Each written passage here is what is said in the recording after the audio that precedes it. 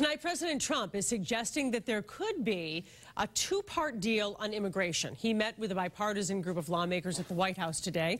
The president said first, Congress should take care of border security and the illegal immigrants brought here as children, the so-called dreamers.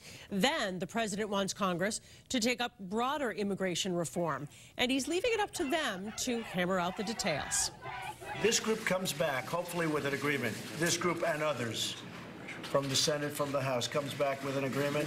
I'm signing it. I mean, I will be signing it. I'm not going to say, oh, gee, I want this or I want that. I'll be signing it because I have a lot of confidence in the people in this room that you're going to come out with something really good. So WBZ political analyst John Keller is here tonight. John, this isn't exactly what Republicans expected to hear or what many of them want to hear. No, that's for sure. It is not, Paula. The president let cameras record an unusually long part of this meeting in an apparent effort to demonstrate leadership. But for those who expect that border wall built in exchange for letting the dreamers stay on, well, this may have looked more like retreat. We'll do DACA. And we can certainly start comprehensive immigration reform the following afternoon, okay? We'll take an hour off and then we'll start. With those words, the president sent a key part of his base into orbit.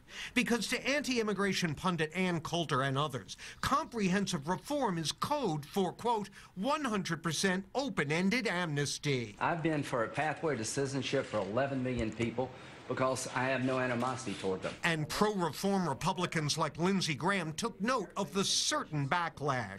You turn on Fox News and I can hear the drumbeat coming. Right-wing radio and TV talk show hosts are going to beat the crap out of us because it's going to be amnesty all over again. I'll take the heat. I don't care. I don't care. I'll take all the heat you want to give me. What about a clean DACA bill now? Democrats like California's Dianne Feinstein want a bill protecting the so-called dreamers from deportation without funding that controversial border wall. And here, a top Republican leader nervously tried to prevent Mr. Trump from agreeing to that. When we talk about just DACA, we don't want to be back here 2 years later. You have to have security, as the secretary would tell you. But I think that's what she's saying. I think she's saying something different. Cue Coulter again, who tweeted, quote, nothing Michael Wolff could say about real Donald Trump has hurt him as much as the DACA love fest right now.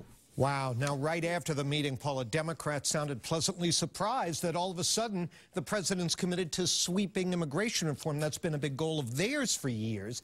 At the same time, Republicans tried to put out fires among their allies, upset over the amnesty talk. I think it's going to take a whole lot of water to put out the fire on top of Ann Coulter's head. Yeah, he seemed to try to be conciliatory in the room, but... Right. For people like Ann Coulter and those who believe, as she does, if there's never any wall in the end, that is the ultimate issue for them. I mean, what I saw today, big part of Donald Trump's appeal has been the non-politician, an outsider coming in. And that's great.